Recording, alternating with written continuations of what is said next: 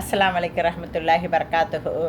அல்லாஹு தாலா எல்லா ரூஹுகளையும் முஸ்லீம்களாகட்டும் முஸ்லீம்களாகட்டும் இல்லை மறுமை வரை பிறக்க இருக்கும் குழந்தைகள் வரை அத்தனை ரூஹுகளையும் ஆன்மாவின் உலகமான ஆலமுல் அர்வாவில் படைத்து வைத்து விட்டார். அப்படி படைத்த பிற்பாடி நாம் ரூஹுகளாகிய நாம் அல்லாவிடம் வாய்தை அலசு உறுதிமொழி கொடுத்துவிட்டு இவ்வுலகத்தில் நாம் பிறந்திருக்கிறோம்.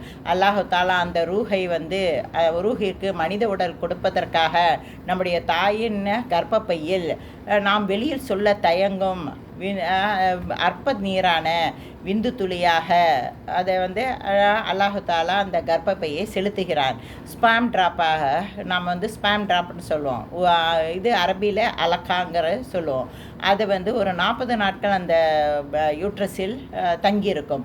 அதற்கு அடுத்த ஸ்டேஜான லுத்துஃபா, அதாவது பிளட் கிளாட், ஒரு இரத்த கட்டியாக அது உருமாறும். திரும்பவும் ஒரு 40 நாட்கள் அந்த ஸ்டேஜ் தாண்டும். அதுக்கப்புறம் முதுகாங்கிறது எந்த உருவம் என்று கூட தெரியாத வகையில் ஒரு மிருகத்தின் சாயல் ஏதோ ஒரு மாதிரி நமக்கு அந்த உருவ அமைப்பு இருக்கும். அந்த உருவ அமைப்பை நாம் ஸ்கேன் ரிப்போர்ட்டில் கூட பார்த்துருக்குறோம், சயின்ஸில் படிச்சிருக்கிறோம். அந்த ஸ்டேஜ் வரும். 120 நாட்கள் கடந்த பிற்பாடி, இப்படி 40 என்று 120 நாட்கள் கடந்த பிற்பாடி அல்லாஹு தாலா நம்முடைய ரூஹை நம்முடைய தாயுடைய வயிற்றில் அவரவருடைய ரூஹை அல்லாஹு தாலா அவரவர் தாயுடைய வயிற்றில் 120 நாட்களுக்கு பிறகு மலக்குமார்களை வச்சு ஊத செய்வார். அப்பொழுது தான் அந்த ஹார்ட் பீட்டே வரும். நீங்களே பார்த்திருப்பீர்கள், ஸ்கேன் ரிப்போர்ட்டில் கேள்விப்பட்டிருப்பீர்கள். 120 நாட்களுக்கு பிறகு தான் பேபியோட ஹார்ட் பீட்டே நமக்கு தெரியும் அப்படிங்கிறது.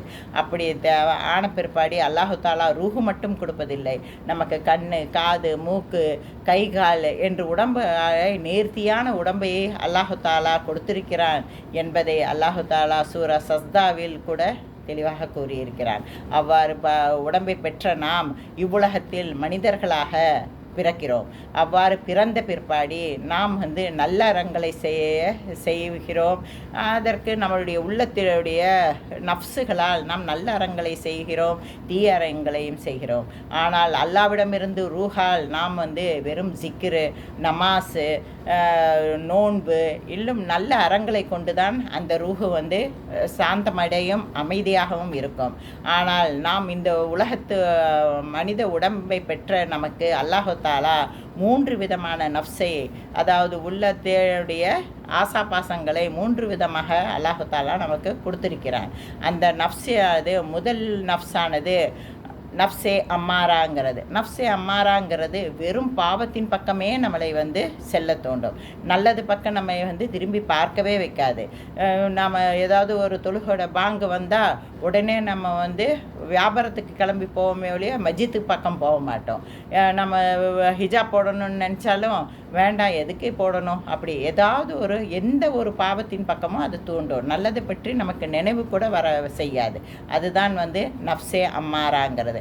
அவ்வாறு நஃப்ஸு தூண்ட பிற்பாடி நாம் இல்லை, அல்லாவுக்கு நாம் பயந்து நடக்கணும், நாம் இவ்வாறு தான் இருக்கணும், நாம் தொழுகைக்கு போகணும், நாம் ஹிஜாப் போடணும், நாம் நல்லறங்களை செய்யணும் அப்படின்னு சொல்லி நம்முடைய நஃப்ஸ் தூண்டும். அந்த நஃப்ஸுடைய பெயர் நஃப்ஸே லவ்வாமா அப்படிங்கிறது. அவ்வாறு இந்த நஃப்ஸ் லவ்வாமாங்கிறது நல்லதுக்கும் எச்சரிக்கும், தீமைக்கும் எச்சரிக்கும். எப்படி நல்லதுக்கு எச்சரிக்கும்? நீங்கள் ஒரு பக்கம் தான் குரான் படிப்பீங்க, உடனே நஃப்ஸே லவாமா இன்னும் ஒரு பக்கம் படியே அப்படின்னு சொல்லி நம்மளை தூண்டும். அதே மாதிரி நாம் நோன்பு வைப்போம். இது ரம்ஜான் மட்டும் நோன்பு வைக்கிறவங்களுக்கு நஃபில் நோன்பும் பிடிக்கிறதுக்காக லஃப்ஸே லவாமா நம்மளை தூண்டும். அவ்வாறு நல்ல காரியங்களுக்கு, நல்ல அறங்களை பக்கம் நமக்கு இன்னும் எக்ஸ்ட்ரா செய்வதற்காக நம்மை தூண்டும். அதுதான் நல்லதற்கு அது எச்சரிக்கை செய்கிறது. தீயதுக்கு எப்படி அது எச்சரிக்கும்? தீய நாம் இப்படி பாங்கோலிஸ் கேட்டோடனே நம்ம வியாபாரத்துக்கு கிளம்புனா இல்லை முதல்ல நமாசை முடி, நீ மஸ்ஜித்துக்கு போ அப்படின்னு சொல்லும். அதே மாதிரி ஹிஜாப் போட்டாலும் நீ எப்போவுமே ஹிஜாப் போட்டுட்டு தான் இருக்கணும். வெறும் இது துவா மஞ்சலிஸில் மட்டும் கிடையாது, கல்யாணமாகட்டும், எந்த ஒரு ஃபங்க்ஷன் ஆகட்டும், அந்நிய ஆடவர்கள் மின்னால் ஆகட்டும், நாம் ஹிஜாப் செய்வதற்காக தூண்டும். அதுதான் லஃப்ஸே லவாமாங்கிறது. அந்த நஃப்ஸே லவாமா ஆன மனிதன் முத்மையின்ன என்ற மூணாவது நஃப்ஸாக மாறிவிடுவான். அதாவது அல்லாஹு தாலா குரானில் ஒரு மூமினை பற்றி என்ன அவனுடைய அமல்கள் இருக்கும், எப்படிப்பட்ட குணாதிசயங்களுடைய இருப்பவனை தான் மூமின் என்று அல்லாஹு தாலா குரானில் தெரிவித்திருக்கிறானோ அத்தனை அம்சங்களும் உடையவன் தான் நஃப்ஸே முத்மையின்னா அப்படிங்கிறது. அந்த நஃப்ஸை பெற்றவர்கள் எப்பொழுதுமே அல்லாஹ்வை பற்றி நினைத்து கொண்டே இருப்பார்கள். தனியாக இருந்தாலும் சரி, இல்லை யாரோடு இருந்தாலும் சரி, வெளியில் இருந்தாலும் சரி, வீட்டில் இருந்தாலும் சரி, எந்த இடத்திலும் அவர்களுக்கு ரப்புடைய நினைவு வந்து கொண்டே தான் இருக்கும். அவர்கள் எந்த ஒரு காரியங்களிலும் ரப்பை மறக்கவே மாட்டார்கள். எல்லா மனிதர்களும் தூங்கிய பிற்பாடு கூட அவர்கள் எழுந்து நின்று ரப்பை நினைத்து அவர்கள் அந்த ரப்பையிடம் பேசுவதற்காக தொழுகையில் நிற்பார்கள். சத்தாவில் விழுந்து மன்னிப்பு கேட்ட வண்ணம் இருப்பார்கள். அப்படிப்பட்ட குணாதிசயங்களை முத்மையின்னன் நஃப்ஸ் பெற்ற மனிதர்களாக அல்லாஹு தாலா என்னையும் உங்களையும் ஆக்குவானாக.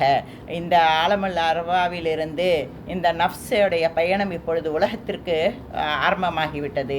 இந்த நஃப்ஸோடைய பயணம் உலகத்தில் இந்த ரூஹ் ஆரம்பித்தது பிற்பாடி இன்னும் இந்த உலக பயணத்தில் இந்த ரூஹானது எவ்வாறு பயணப்படுகிறது என்பதை வரும் வீடியோக்களை பார்ப்போம். எல்லாரும் இதை பார்த்துவிட்டு தயவுசெய்து கமெண்ட் செய்யுங்கள். உங்களுக்கு தெரிந்ததை என்னிடம் பகிர்ந்து கொள்ளுங்கள். அஸ்ஸலாமு அலைக்கும் வரஹ்மத்துல்லாஹி வபரகாத்துஹு.